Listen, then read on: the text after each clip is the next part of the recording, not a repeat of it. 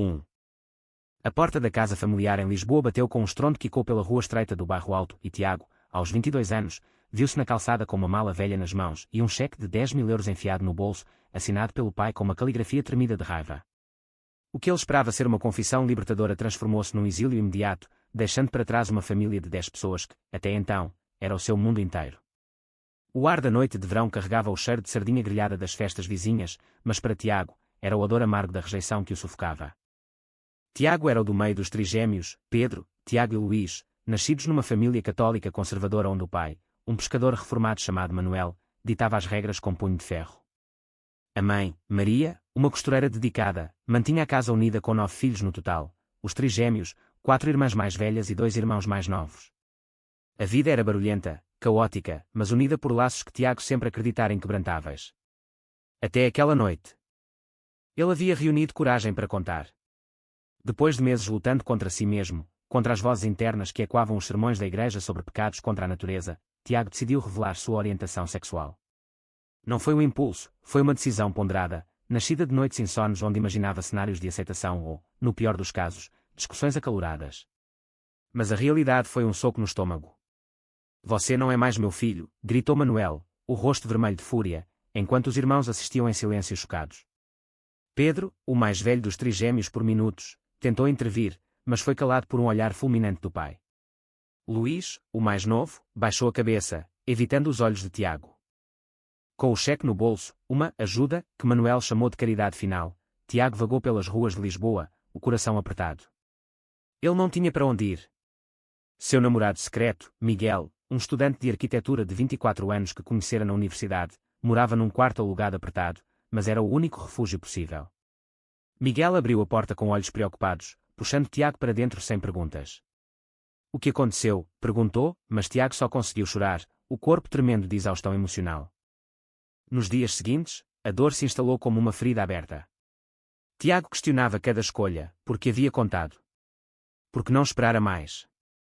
A pressão familiar sempre fora imensa, Manuel esperava que os filhos seguissem o caminho tradicional: casar, ter filhos, honrar a família. Ser gay era uma aberração aos olhos dele, um desafio à ordem social que ele defendia com unhas e dentes. Tiago sentia o peso da culpa, como se sua identidade fosse uma traição àqueles que o criaram. Mas, no fundo, uma faísca de raiva começava a crescer, porque ele tinha que se esconder. Miguel foi seu ancoradouro. Eles se conheceram numa aula de História da Arte, onde olhares trocados evoluíram para conversas profundas sobre sonhos e medos. Miguel, vindo de uma família mais liberal do Porto, encorajara Tiago a ser autêntico. Agora, ele o ajudava a planejar o futuro. "Vamos para o Porto", sugeriu Miguel. "Lá, podemos começar de novo. Eu tenho contatos na universidade." Tiago hesitava, deixar Lisboa significava cortar laços definitivos, mas ficar era insuportável. Cada ligação não atendida para a mãe, cada mensagem ignorada para os irmãos, aprofundava a ferida. Enquanto isso, na casa familiar, o silêncio era ensurdecedor. Manuel proibira qualquer menção a Tiago, como se ele nunca tivesse existido. Maria chorava em segredo, dividida entre o amor pelo filho e a obediência ao marido. Pedro, sentindo-se traído por não ter defendido o irmão, começava a questionar suas próprias crenças. Luís, mais sensível, sofria calado, culpando-se por não ter percebido os sinais. A família, outrora unida, agora carregava uma rachadura invisível, onde o preconceito societal se infiltrava como veneno. Tiago e Miguel partiram para o Porto uma semana depois, num trem lotado. O cheque foi usado para alugar um pequeno apartamento e pagar matrículas na universidade. Tiago matriculou-se em engenharia de software, um campo promissor, enquanto Miguel prosseguia com arquitetura. A vida era dura, empregos parciais, noites estudando, mas o amor deles florescia em meio ao caos. No entanto, Tiago carregava o fardo da rejeição, sonhando com reconciliações que pareciam impossíveis. Meses passaram, e Tiago excelia nos estudos, sua mente afiada transformando dor em determinação. Ele criava aplicativos inovadores, sonhando com uma startup. Mas a cada sucesso, uma voz interna o lembrava: eles não se importam. Miguel o incentivava, mas as noites de insonia revelavam o conflito: amar alguém do mesmo sexo era certo, mas o preço, perder a família, valia. Tiago decidia que sim, mas o dúvida persistia. No Porto, eles enfrentavam olhares curiosos, mas a cidade era mais aberta que Lisboa. Ainda assim, o preconceito societal espreitava, comentários sussurrados, amigos que se afastavam. Tiago lutava contra a internalização dessa homofobia, questionando se sua escolha era egoísta. Uma briga com Miguel surgiu quando Tiago sugeriu esconder o relacionamento em público. Não posso voltar a me esconder, disse Miguel, ferido. Tiago cedeu, mas o incidente destacou a fragilidade de sua nova vida. Ao final do primeiro ano, Tiago recebeu uma oferta de estágio numa empresa tech em Lisboa. A tentação de voltar era grande, mas o medo maior. Ele recusou, optando por ficar no Porto. Essa decisão marcou o início de sua ascensão. Um app que desenvolveu para gerenciamento de finanças pessoais ganhou prémios, atraindo investidores. O sucesso vinha, mas o vazio familiar persistia. 2 anos após a expulsão, Tiago acordou com uma mensagem no telefone. Era Pedro, o irmão trigêmeo. Preciso falar contigo. Encontro no Porto.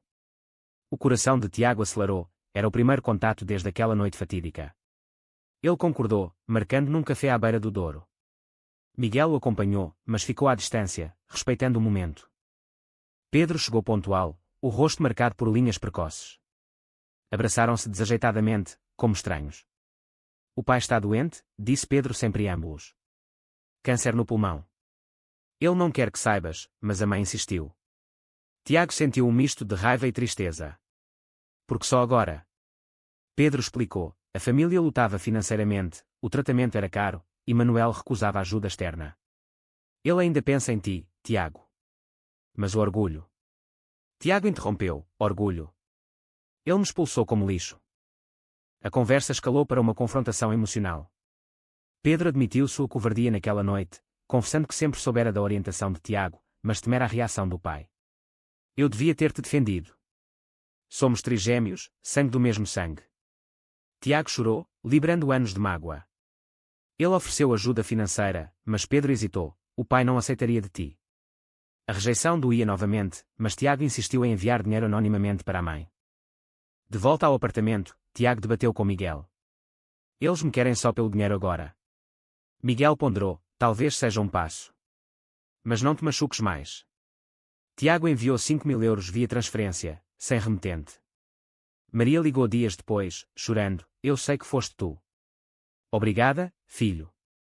Foi o primeiro vislumbre de reconciliação, mas Manuel permaneceu inflexível, murmurando sobre pecados, mesmo no leito de hospital. Enquanto isso, a carreira de Tiago decolava. Seu app foi vendido para uma grande empresa por 100.000 euros, permitindo que ele fundasse sua própria startup no Porto.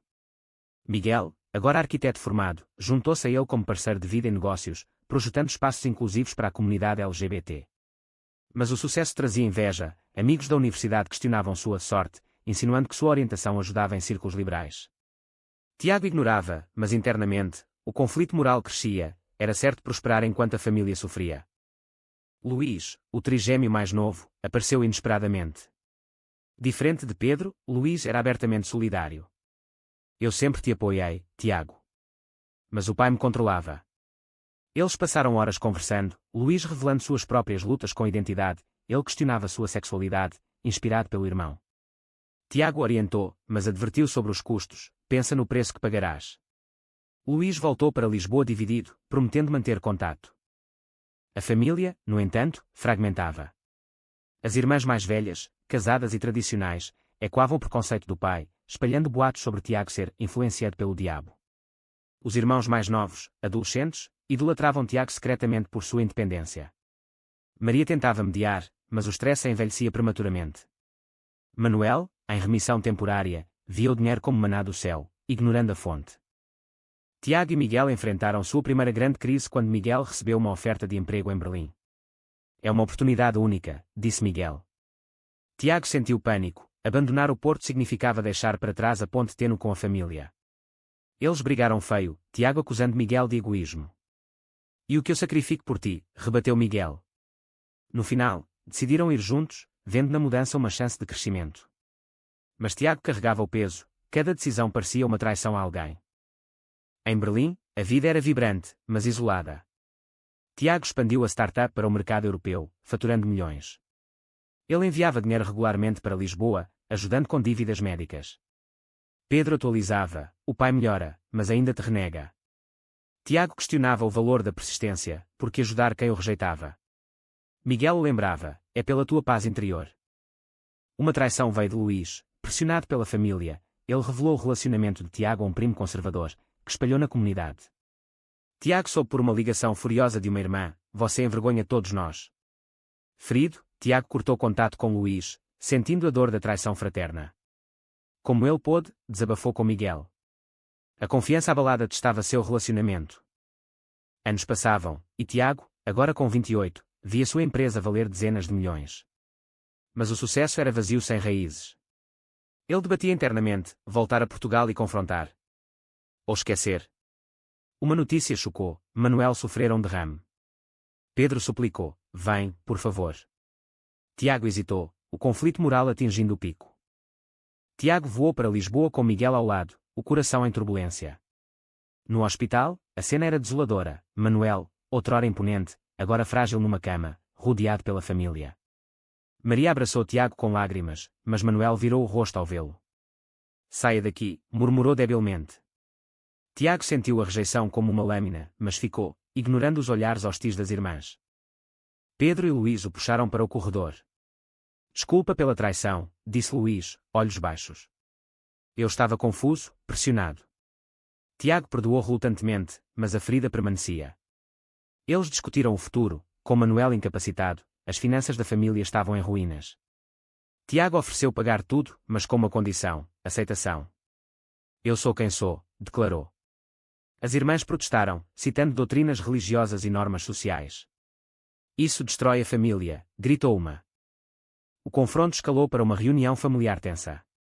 Tiago expôs suas mágoas: a expulsão, o isolamento, o preço emocional. Vocês me julgaram por amar alguém. Isso é certo. Manuel, num momento de lucidez, murmurou: eu te protegi. Da sociedade. Tiago rebateu: protegeu. Você me destruiu. Lágrimas fluíram, revelando camadas de dor. Maria defendeu Tiago, revelando que sempre soubera e orara por ele. Miguel, presente como apoio, enfrentou preconceitos diretos. Uma irmã questionou: e você, corrompeu meu irmão? Miguel respondeu calmamente: amor não corrompe, preconceito sim. A troca destacou o abismo geracional e cultural em Portugal, onde apesar de leis progressistas, o conservadorismo rural persistia. Tiago decidiu ficar em Lisboa por semanas, gerenciando a startup remotamente. Ele reconectou com os irmãos mais novos, ensinando-os sobre tolerância. Mas o custo era alto: brigas constantes com as irmãs, noites de dúvida sobre sua identidade. Vale a pena lutar? Perguntou a Miguel. Sim, por ti mesmo, respondeu. Uma reviravolta veio quando Luís confessou ser bissexual. Graças a ti, eu me assumi. Mas a família reagiu pior: Manuel deserdou Luís verbalmente, e Pedro, dividido, mediou. Tiago viu o ciclo se repetir, questionando se sua coragem inspirava ou destruía. Ele ajudou Luís a se mudar para o Porto, pagando estudos, mas o ato gerou mais rancor familiar. De volta a Berlim, Tiago expandiu a empresa para os EUA, faturando bilhões em potencial. Mas o trauma persistia: sonhos com a expulsão, ansiedade em relacionamentos. Miguel propôs casamento, legal em Portugal desde 2010. Tiago aceitou, mas hesitou em convidar a família. Eles não merecem, disse. Miguel insistiu: é sobre fechamento. O casamento foi íntimo no Porto, com amigos e Luís presente. Pedro apareceu de surpresa, trazendo uma mensagem de Maria: orgulhosa de ti. Manuel, melhorando, enviou uma carta relutante: não aprovo, mas és meu filho. Foi um progresso mínimo, mas Tiago sentiu alívio. No entanto, as irmãs boicotaram, aprofundando a divisão. Anos após, com 32 anos, Tiago vendeu parte da empresa por 100 milhões de euros. Rico além dos sonhos, ele debateu: enviar à família. Miguel advertiu: não compres aceitação. Mas Tiago via como teste: perdoariam. Ele enviou o cheque anónimo, com uma nota: do filho que vocês perderam. A resposta foi silêncio. Sem ligações, sem gratidão. Pedro confidenciou: eles sabem, mas o orgulho impede. Tiago sentiu a dor final: anos de esforço, ignorados. Ele questionou suas escolhas: persistir valera. O sucesso material contrastava com o vazio emocional. O silêncio da família ecoava como uma sentença. Tiago, agora um empresário bem-sucedido de 35 anos, vivia em Lisboa novamente, num apartamento luxuoso com vista para o Tejo. Miguel, seu marido, trabalhava em projetos sustentáveis, e juntos adotaram um estilo de vida discreto, mas pleno. No entanto, o passado assombrava: cada feriado familiar ignorado, cada notícia de Lisboa sem menção a ele. Ele reconectou seletivamente, com Maria, que visitava secretamente, compartilhando histórias. Teu pai amoece com a idade, dizia ela. Manuel, aos 70, vivia recluso, o derrame deixando sequelas. Pedro gerenciava um negócio familiar de pesca, agora modernizado com dinheiro de Tiago. Luís, formado em psicologia, ajudava a comunidade LGBT no Porto, inspirado pelo irmão. Mas as irmãs permaneciam hostis, usando o dinheiro enquanto o condenavam.